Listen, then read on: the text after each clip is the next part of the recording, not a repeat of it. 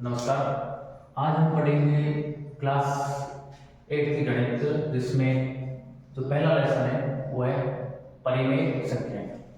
अब इसमें सबसे पहले परिमेय संख्या जो है वो क्या होती है उसकी परिभाषा पढ़ेंगे, और इसमें इसकी परिभाषा है वे संख्याएं जिसे p/q के रूप में लिखा जा सकता है। सबसे पहले जो इसकी कंडीशन है वो है इसकी पहचान, यानी कि p/q के रूप में लिखा जा सकता है, और जहाँ पे p व q पूर्णांक हो, यानी कि p और q दोनों क्या होने चाहिए, पूर्णांक होने चाहिए, यानी कि पूर्ण संख्या होनी चाहिए। और साथ ही q नॉट इक्वल 0 हो। ये तीन कंडीशन होती है। सबसे पहला है p/q के रूप में लिखा जा सकता हो, और दूसरा है p व q पूर्णांक होने चाहिए, और तीसरा है q नॉट इक्वल 0, यानी कि परिमेय संख्या का अर्थ 0 नहीं होना चाहिए। तो परिमेय संख्या कहलाती है, वे संख्या हमेशा और परिमेय संख्या कहलाएगी। अब जैसे 3/5, इसमें p 3 है और q 5 है, दोनों पूर्णांक है। -2/7, इसमें भी दोनों पूर्णांक है, तो ये भी एक परिमेय संख्या होगी। 0 ये भी एक अपरिमेय संख्या है, और इसकी बटे में हम 1 मान सकते हैं, यानी इसमें q का मान होगा 1 होगा। और इसी प्रकार -3/8 ये भी एक अपरिमेय संख्या है, और ये चीज याद रखनी है q नॉट इक्वल 0, यानी कि जिस संख्या में आपको हर 0 हो जाए, यानी q 0 है, वो परिमेय संख्या नहीं होगी। अब परिमेय संख्या की परिभाषा पढ़ने के बाद में हमें क्लास 8 लेसन फर्स्ट है, उसमें परिमेय संख्याओं के गुणधर्म पर आधारित क्वेश्चन है।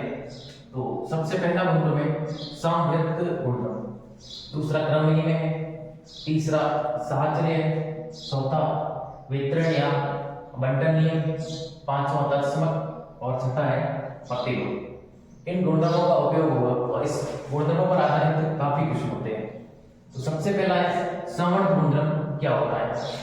तो समवर्त गुणधर्म ये है, यहाँ पे a star b is equal c एक पूर्णांक होना चाहिए। अब यहाँ पे स्टार क्या है, स्टार एक संक्रिया है, और यहाँ पे क्या क्या हो सकता है, प्लस हो सकती है, माइनस, गुणा या इन चारों में से कोई भी हो सकता है।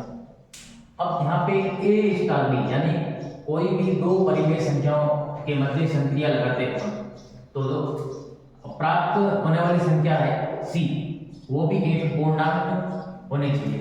यदि वो पूर्णांक नहीं है तो उसमें उस संक्रिया के अंतर्गत समवर्त गुणधर्म का पालन नहीं होगा।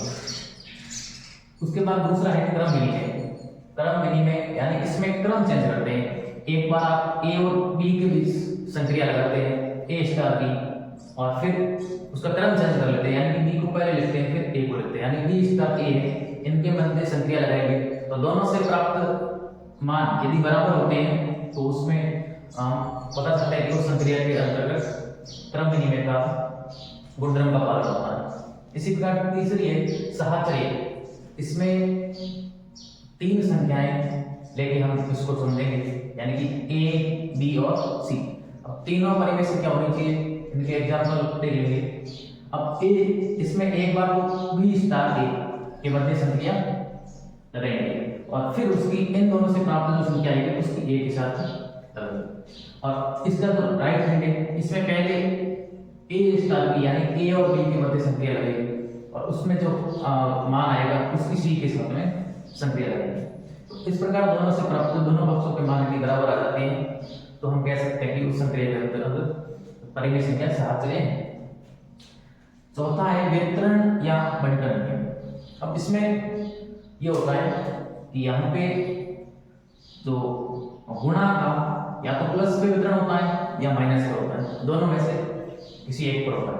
तो इसका मतलब ये होता है कि इसको हम a का गुणा एक बार b से होगा, यानी a का गुणा एक बार b से करेंगे, फिर a का गुणा b से होने के बाद में a का गुणा एक बार c से होगा, और फिर दोनों के साथ हम योग या व्यवकलन जो भी है करके इस प्रकार भी मान ज्ञात कर सकते हैं। तो ये इसका गुणा का योग या व्यवकलन पर वितरण होता है इस प्रकार। फिर पांचवा है तत्समक गुणन। अब ये तत्समक भी दो प्रकार के होते हैं। तो पहला है योज्य तत्समक।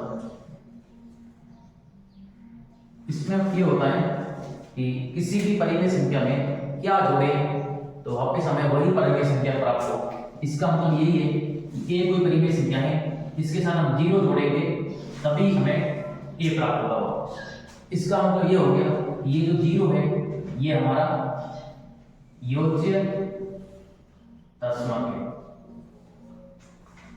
अब इसी प्रकार एक इसमें दो होता है, यानी कि वो होता है गुणन तत्समक। गुणन तत्समक में ये होता है कि कोई परिमेय संख्या हमारे पास है, उसको किससे गुणा करें वापस हमें वही परिमेय संख्या प्राप्त हो जाए। तो ये है 1 गुणा 1, यानी हम 1 से गुणा करेंगे तभी हमारे पास वापस a आएगा। तो यानी कि यहाँ पे 1 जो है वो हमारा गुणन तत्समक होगा। अब ये तो आपके दोनों चीज तत्समक की होगी। अब इसमें साथ में नेक्स्ट जो है वो है प्रतिलोम। तो प्रतिलोम भी इसमें दो प्रकार होता है। सबसे पहला है योज्य प्रतिलोम।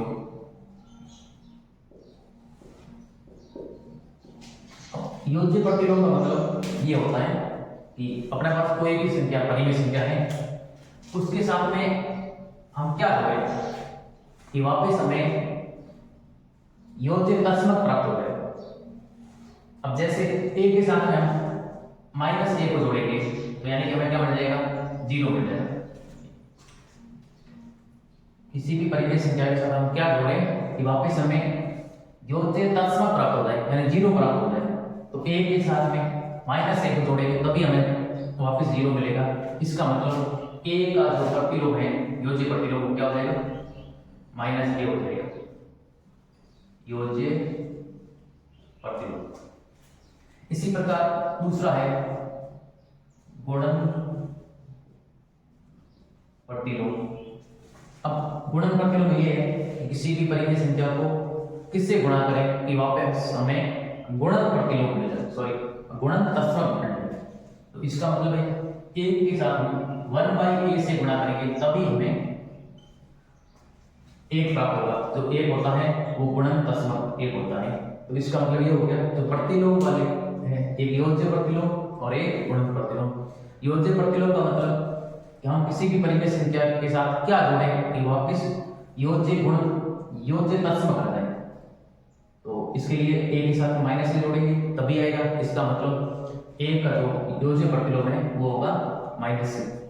और गुणन प्रतिलोम इसका मतलब ये हो गया कि किसी भी परिमेय संख्या a को किससे गुणा करें कि हमें गुणन तत्समक मिल जाए। इसका मतलब ये हो गया कि a को 1/a से गुणा करेंगे तभी हमें 1 मिलेगा। तो इसका मतलब ये हो गया कि यहाँ से ये हमारा गुणन प्रतिलोम हो जाएगा 1/a।